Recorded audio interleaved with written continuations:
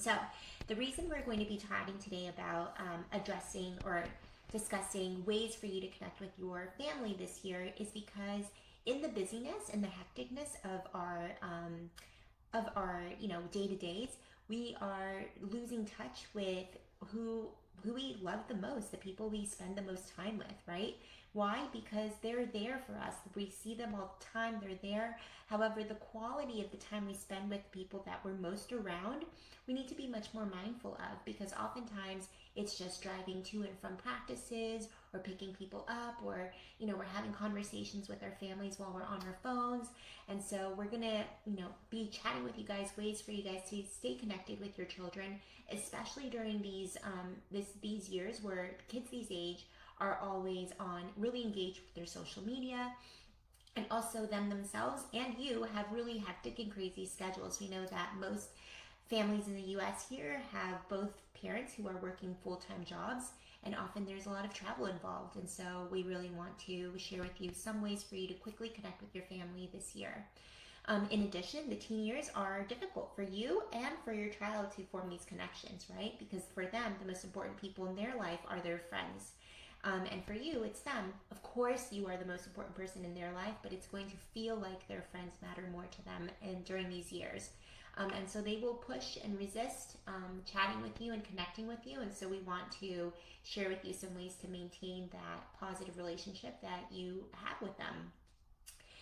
We also know that our neurospicy kids require a whole different approach and upbringing to upbring them, that we will be just sharing with you also. And more importantly, we're going to be discussing how simple and consistent family routines and rituals can really impact your family dynamics and enrich the lives for your children and your family as a whole. So when we say engage with them in meaningful activities, we're talking about meaningful activities and routines that you and your family would engage in regularly, right? So these can be daily rituals, weekly rituals, seasonal, and they can also be just rituals around milestones. So there are various different types of rituals that you and your family can incorporate. There's a ton of research around the positive effects that rituals have, and we'll be going over some today. Several books and parenting books will discuss these rituals. So we'll chat about a couple of ideas that you can implement, and these are applicable to kids of all ages. But some examples of rituals could be bedtime stories, reading a bedtime story to wind down. You probably have your own rituals when you go to sleep. For me, it used to be reading my book. Now that I have a newborn, I just go straight to bed and conk out. But it used to be reading my book, watching a show at night with my husband. And so we all have these routines or rituals that we put in place with our family. Dinner time conversation is a great ritual in family that families like to incorporate. Sharing the day's experiences with one another helps you all stay connected. Game night is another one, right? So we have a ritual here at my house when our family gets together with my aunt and some of her extended family. We always play card games, and it's something that we all look forward to, something that all the kids know how to play. And when a significant other is brought to the family, they learn how to play the card game. So it's a warming experience for us all. So what does the research say behind why this is so important? Why these family rituals are so important? One, it enhances your family cohesion, right? So it brings everyone together. So it's going to strengthen emotional bonds. It's going to give everyone in your family a sense of belonging and stability. And a sense of belonging is crucial, and what I think should be included is included actually in Maslow's hierarchy of needs. It's crucial for emotional development and for children's development and upbringing. We want to feel like we belong to a group, that we matter to people outside of us, and that we belong to them, right? And so it's these rituals, right? Having a connected family is a protective factor against any negative effects on stress that your children may have, because you feel well supported by your family. Families that feel connected report higher levels of happiness and satisfaction in their lives. And it also lowers the level of conflict at home. So you will experience less reduced disagreements, Your family will get along better because you're forming these positive experiences with your family, and your family is being connected and united, right? So one example of a simple family ritual that you can do, and I used to do this with my family, is celebrating a parent's anniversary, right? So even though it was their anniversary and they did their own thing, they also included us in celebrating this really special day for them, with them. So we would all have a special family meal with them. And so it teaches them that we are honoring, it was teaching me that we were honoring the relationship and the love that my parents had for each other and for us, right? The family that they had created. And so for at home, what it does is it really honors the relationships that we have with one another. So also having a strong connected family helps form an individual's identity and how they identify themselves within their families, right? Because again, they're feeling like they belong as part of this group, this loving group, and forming their place in their family. It understands their role in their family, and so some family rituals that we can do is cultural rituals, right? Cultural rituals help people maintain a sense of pride in their heritage. A lot of people in the Latin community will have quinceañeras, which is a cultural ritual, or bar mitzvah or bat mitzvah. And so these all help children feel a sense of pride and a sense of belonging, like they are part of a group that matters to them. These are all really meaningful experiences for kids. Okay, so not only does it enhance your family cohesion, it also promotes child development. There's a ton of research behind these family rituals and the positive effects that it has on children. But for one, it provides emotional security, and we kind of alluded to that previously.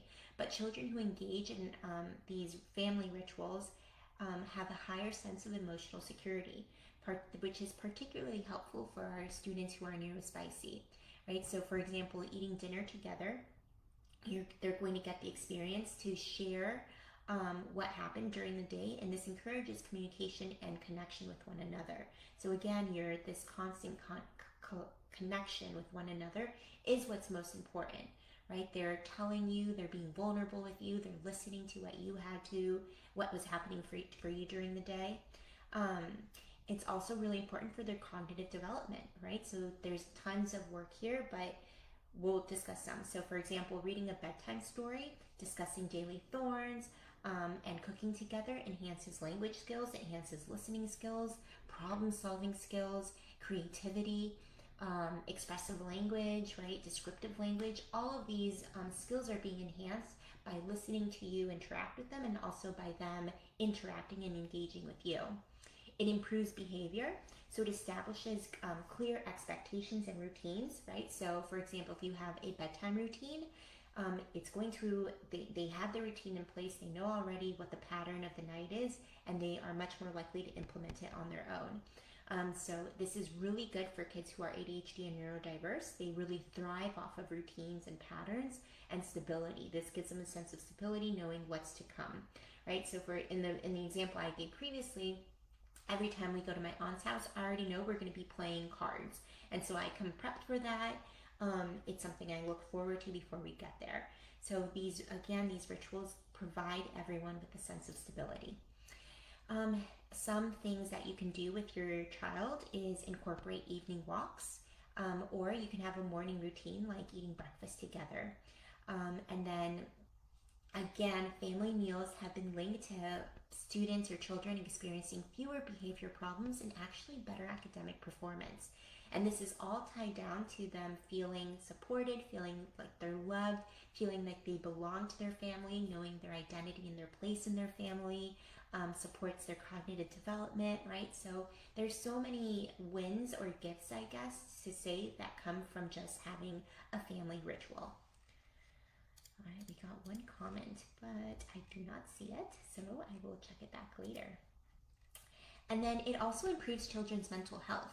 So, in addition to reducing anxiety, it reduces stress. So it works as a buffer against stress and provides children with some structure, right? And we know that With structure, we feel much more calm, we feel much more in control. It also builds resilience. So, for anyone facing any hardships, right, these rituals offer normalcy to them and continuity. So, each member is able to cope much more effectively. So, for example, if a child is really stressed out, right, they look forward to their meals that they have at home where they feel supported, where they can tell you what's happening, what happened for them, what their worries are. So it provides a sense of comfort for them, and again, this helps them to be much more resilient to cope with these their emotional ups and downs, and they know that they have something to look forward to that's going to kind of help them to stabilize themselves. So again, it provides a sense of community. So something that I really used to enjoy when I was little was watching Saturday morning cartoons in bed with my mom. It was something that, it worked as a buffer no matter how stressful the week was. This was in fourth grade, and yes, I was stressed in fourth grade. But no matter how stressed out I was, going into my mom's bed and just cuddling there, watching Saturday morning cartoons for, even if it was for 30 minutes, was always something that I looked forward to. And then we would walk to McDonald's. So, it's just these rituals that we used to do that I really looked forward to. That is why we look forward to Fridays, right? So Fridays I would always also go get ice cream. We would watch a movie, rent a movie, and get ice cream.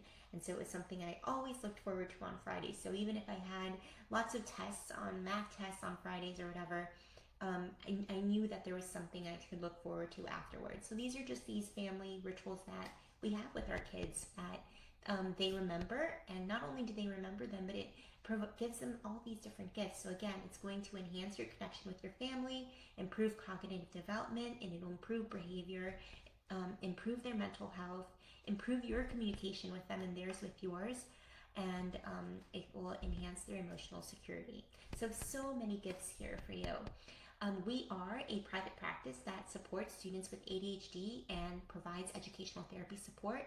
So if you're looking for this one-on-one support, if your child seems scattered, or if they really just are resisting going to school, or you have noticed that their love for learning has kind of dwindled, please reach out to us.